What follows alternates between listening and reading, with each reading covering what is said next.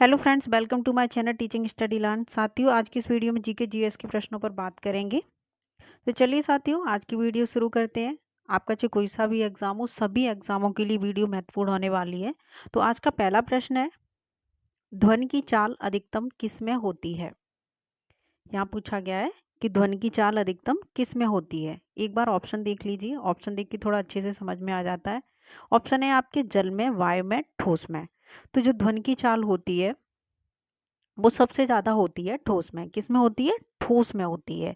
तो इसका right answer हो जाएगा ऑप्शन सी। अगला प्रश्न है, प्रश्न नंबर 2, राष्ट्रपति पद के चुनाव के लिए अधिकतम आयु कितनी होनी चाहिए। राष्ट्रपति पद के चुनाव के लिए अधिकतम आयु कितनी होनी चाहिए। तो इसका सही जवाब हो जाएगा 68 वर्ष। कितनी होनी चाहिए? 68 वर्ष। वैसे यहाँ पर ये मैंने बुक में देखा है, कहीं कहीं 68 दिया है, लेकिन ये मुझे एक बार को गलत लग रहा है। यहाँ पर 65 होगा। क्या होगा? 65 मैंने आज तक पढ़ा है, लेकिन ये कहीं की 68 भी दिया होता है। तो मेरे हिसाब से आप इसका आंसर 65 लगाइए। अगला प्रश्न है, प्रश्न नंबर 3, टिहरी बांध किस नदी पर निर्मित है। टिहरी बांध किस नदी पर निर्मित है। तो इसका सही जवाब हो जाएगा, मैंने आपको एक बार एक वीडियो में बताया था कि भागना है उसको, जो जो व्यक्ति भागता है उसको हम क्या बोलते हैं? भाग मत ठहर जा। तो इसको इस तरीके से रिलेट करके याद कर लेंगे, भाग मत ठहर जा। तो टिहरी बांध किस पर है? भागीरथी नदी पर बना है। किस पर बना हुआ है? भागीरथी नदी पर टिहरी बांध बना है। अगला प्रश्न है, प्रश्न नंबर 4, 1919 में अखिल भारतीय खिलाफत कमीशन कमेटी का अधिवेशन कहाँ हुआ था। यहाँ पूछा गया है, सन 1919 में अखिल भारतीय खिलाफत कमीशन कमेटी का अधिवेशन कहाँ हुआ था। तो इसका सही जवाब हो जाएगा ऑप्शन बी, दिल्ली। कहाँ हुआ था? दिल्ली में हुआ था। तो इसका राइट आंसर होगा ऑप्शन बी। अगला प्रश्न देखते हैं, प्रश्न नंबर 5 है, सामूगढ़ के युद्ध में औरंगजेब ने किसको हराया था। यहाँ पूछा गया है, जो सामूगढ़ का युद्ध हुआ था, तो औरंगजेब ने इस युद्ध में किसको पराजित किया था। तो इसका जो सही जवाब हो जाएगा वो हो जाएगा दारा सिकों। किसको हराया था? दारा सिकों को समूहगढ़ के युद्ध में औरंगजेब ने हराया था। अगला प्रश्न है, प्रश्न नंबर 6, श्री चैतन्य किस देवता के उपासक थे। श्री चैतन्य किस देवता के उपासक थे। अगर आप लोगों में से कोई वृंदावन गया होगा तो वहाँ पर जो मतलब उनके डिवोटी होते हैं कृष्ण भगवान के, वो अक्सर बोलते रहते हैं श्री चैतन्य महाप्रभु। तो ये चैतन्य जो थे वो कृष्ण भगवान के उपासक थे। कृष्ण भगवान के उपासक थे श्री चैतन्य प्रभु। ठीक है, तो इसका राइट आंसर हो जाएगा ऑप्शन बी। प्रश्न नंबर 7 है, माउंट एवरेस्ट पर सर्वप्रथम विजय कब प्राप्त की गई। माउंट एवरेस्ट पर सर्वप्रथम विजय कब प्राप्त की गई। तो ये की गई थी 1953 में।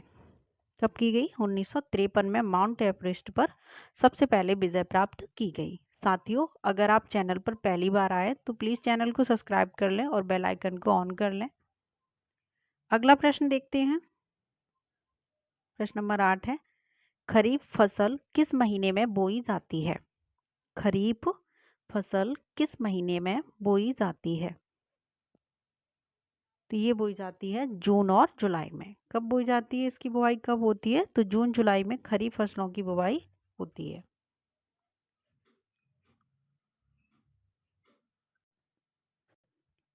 अगला प्रश्न देखते हैं, प्रश्न नंबर 9 है, कौन सी रेखा विषुवत रेखा के समांतर है। कौन सी रेखा विषुवत रेखा के समांतर है। तो इस प्रश्न का जो सही जवाब होने वाला है वो है ऑप्शन ए, अक्षांश रेखा। जो अक्षांश रेखा है वो विषुवत रेखा के समांतर है। अगला प्रश्न है, प्रश्न नंबर 10, रेबीज किस सूक्ष्म जीव द्वारा फैलने वाला संक्रामक रोग है? रेबीज किस सूक्ष्म जीव द्वारा फैलने वाला संक्रामक रोग है? तो ये जो रेबीज है ये विषाणु से फैलता है। किससे फैलता है? विषाणु से। रेबीज एक वायरस होता है, तो इसका सही जवाब हो जाएगा विषाणु। और रेबीज आप सब लोगों को पता होगा कुत्ता के काटने से फैलता है। जो कुत्ता के लार में वायरस होता है उसी से ये फैलता है। प्रश्न नंबर 11 है, कौन सी नदी महाराष्ट्र के नासिक से निकलती है?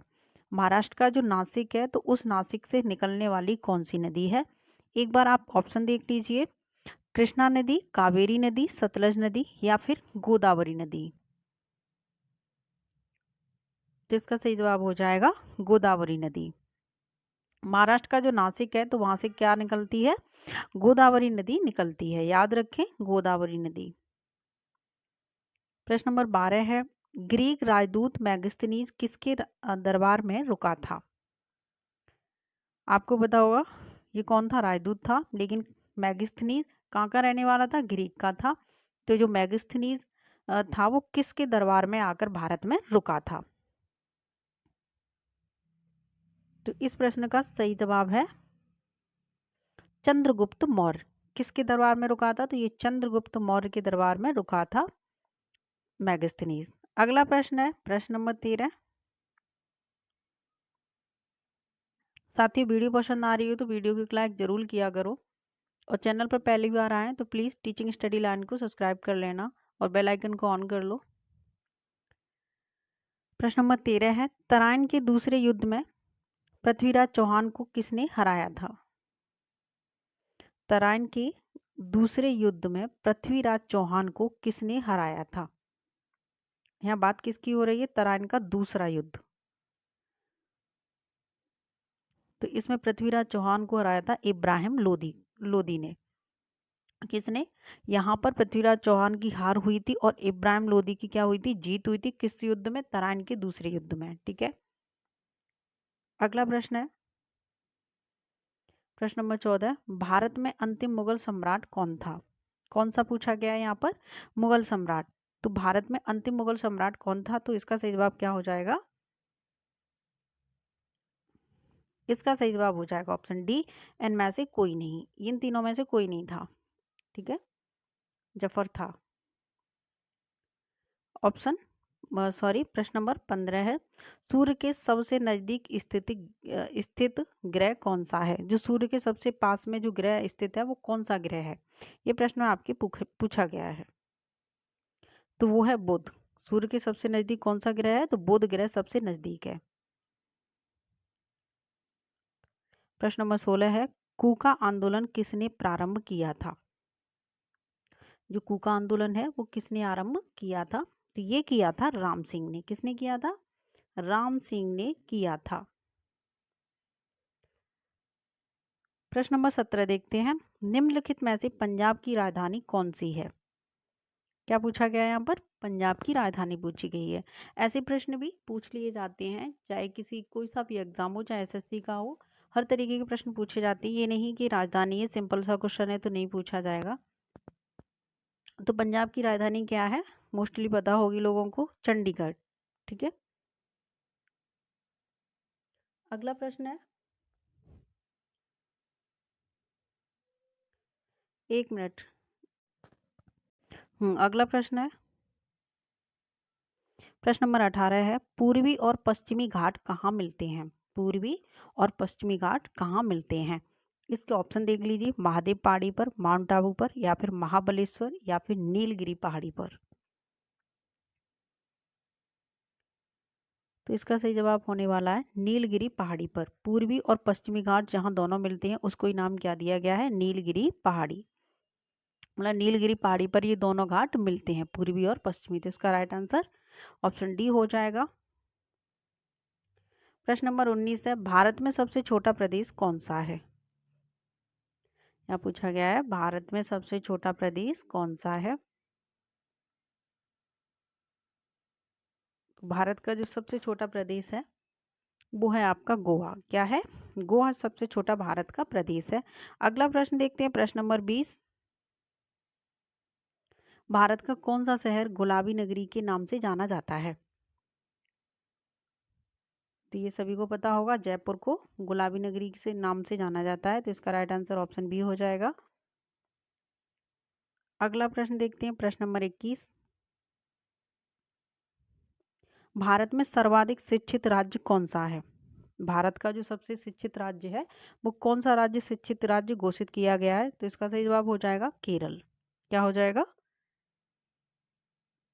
केरल सबसे शिक्षित राज्य है भारत का। प्रश्न नंबर 22 है, सांची के स्तूप का निर्माण किस शासक ने करवाया था? जो सांची के स्तूप का निर्माण हुआ था वो किस शासक ने करवाया था? तो ये करवाया था अशोक ने। किसने करवाया था? अशोक ने करवाया था सांची की स्तूप का निर्माण। तो आपका राइट आंसर ऑप्शन डी हो जाएगा। अगला प्रश्न है प्रश्न नंबर 23 और आज की वीडियो का अंतिम प्रश्न है, आगरा को भारत की राजधानी किस मुस्लिम शासक ने बनाया था?